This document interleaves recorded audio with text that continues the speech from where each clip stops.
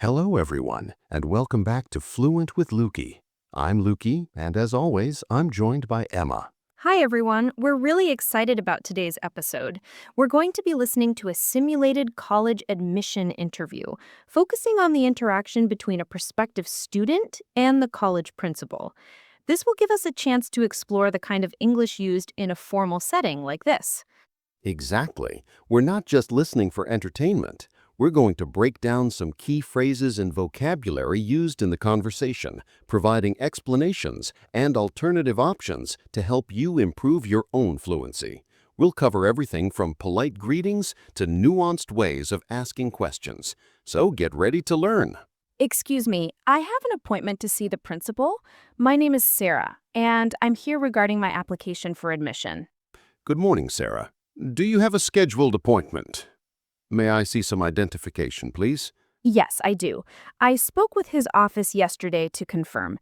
Here's my driver's license. Thank you. Please have a seat in the waiting area.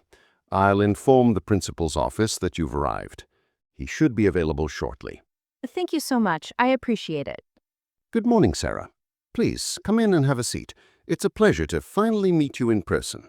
Good morning, sir. Thank you for seeing me. It's a pleasure to meet you as well. So, Sarah, tell me a little bit about yourself and why you're interested in attending our college. We receive a high volume of applications each year, so I'm interested in hearing what makes you stand out. Certainly, sir. I recently graduated from high school with honors. During my time there, I was actively involved in the debate club, the student government, and I volunteered at a local library. I'm particularly drawn to your college's strong reputation in the field of English literature. I've always had a passion for reading and analyzing literature, and I believe that your program would provide me with the ideal environment to cultivate my intellectual curiosity and develop my critical thinking skills. That's excellent to hear. We take pride in our English literature program.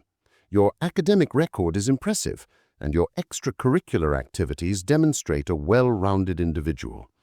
What are your specific career aspirations after graduating with a degree in English literature?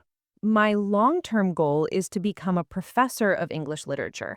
I'm fascinated by the power of language and its ability to shape our understanding of the world. I also believe that education is a powerful tool for social change, and I'm eager to contribute to the intellectual growth of future generations. That's a commendable ambition. Have you considered any specific areas of specialization within English literature, such as Shakespearean studies or post-colonial literature? I'm particularly interested in post-colonial literature. I find it incredibly insightful to explore the themes of identity, power, and cultural exchange in the context of colonialism and its aftermath. I've read a few articles by Professor Martin, who teaches post-colonial literature here, and I'm eager to learn from her expertise. Professor Johnson is indeed a valuable asset to our faculty. Now, do you have any questions for me regarding the college or the English literature program? This is your opportunity to clarify any doubts or gather more information. Yes, sir. I was wondering if you could elaborate on the opportunities for undergraduate research within the English Literature Department. I'm keen to gain research experience and contribute to the field of literary studies. Absolutely. We strongly encourage undergraduate research. We have several faculty members who are actively involved in research projects, and they are often looking for motivated students to assist them. We also have a dedicated undergraduate research journal where students can publish their findings. That's fantastic to hear. Thank you, sir. One more question, if I may. Could you provide some insights into the availability of scholarships and financial aid for deserving students? Of course, we offer a range of scholarships and financial aid packages based on academic merit and financial need. Detailed information on eligibility criteria and application procedures can be found on our college website under the Financial Aid section. We also encourage students to explore external scholarship opportunities. Thank you so much for your time and for answering my questions. I truly appreciate it. You're welcome, Sarah. It was a pleasure speaking with you. We will review your application carefully and inform you of our decision in due course. Thank you again, sir. Have a good day. You too, Sarah. Goodbye. Okay, Emma, that was a fascinating simulated interview. A lot of useful phrases and polite language used throughout. What stood out to you the most? Definitely the level of formality. It was a very professional exchange. Let's start by dissecting Sarah's initial greeting. She said, "Excuse me, I have an appointment to see the principal. My name is Sarah, and I'm here regarding my application for admission." That's a perfect opening. The excuse me is essential for politely interrupting or getting someone's attention. Regarding my application is a formal and professional way to state the purpose of her visit. Right. And the receptionist responded with, "Good morning, Sarah. Do you have a scheduled appointment? May I see some identification, please?" The use of scheduled appointment emphasizes the importance of having booked a time slot in advance. Also, "May I see some identification, please?" is a very polite and standard way of requesting ID. Exactly.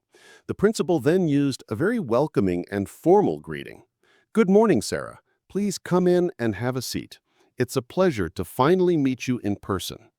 Yes, and Sarah responded with equal politeness, saying, "Good morning, Sarah. Thank you for seeing me. It's a pleasure to meet you as well." Then the principal moves on to asking Sarah about herself. So, Sarah, tell me a little bit about yourself and why you're interested in attending our college. We receive a high volume of applications each year, so I'm interested in hearing what makes you stand out. This is a classic interview question, but notice how the principal frames it. He's not just asking about her qualifications, but also what makes her unique. And Sarah's response was very well structured. She said, Certainly, sir. I recently graduated from high school with honors.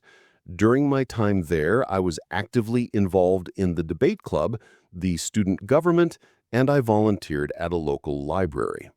Using the phrase actively involved highlights her commitment and engagement. Absolutely.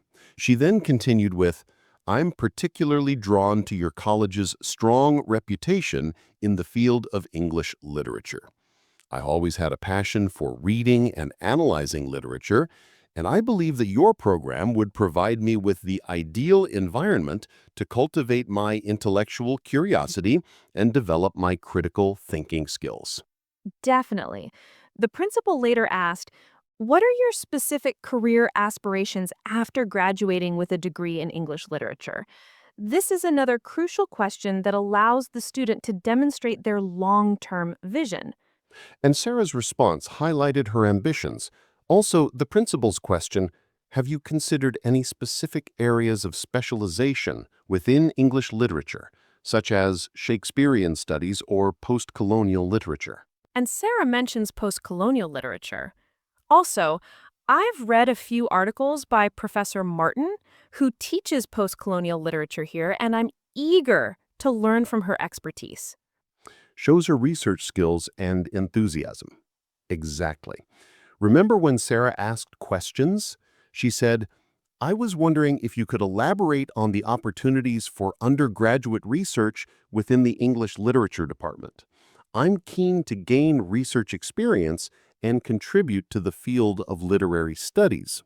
The phrase, "I was wondering if you could elaborate on," is a polite way to request more information. "I'm keen to" is a more sophisticated alternative to "I want to." And finally, when asking about financial aid, she said, could you provide some insights into the availability of scholarships and financial aid for deserving students? Provide some insights is a formal and polite way to ask for information. This interview scenario really highlighted the importance of using formal and polite language in professional settings. Absolutely. It also demonstrated the value of doing your research, preparing thoughtful answers, and asking intelligent questions. That brings us to the end of another episode of Fluent with Looki. We hope you found this breakdown of the college admission interview helpful. Remember, practice makes perfect, so try incorporating these phrases and vocabulary into your own conversations. And don't forget to subscribe to our channel for more language learning tips and tricks. Thanks for listening. Bye for now. We'll catch you in the next episode.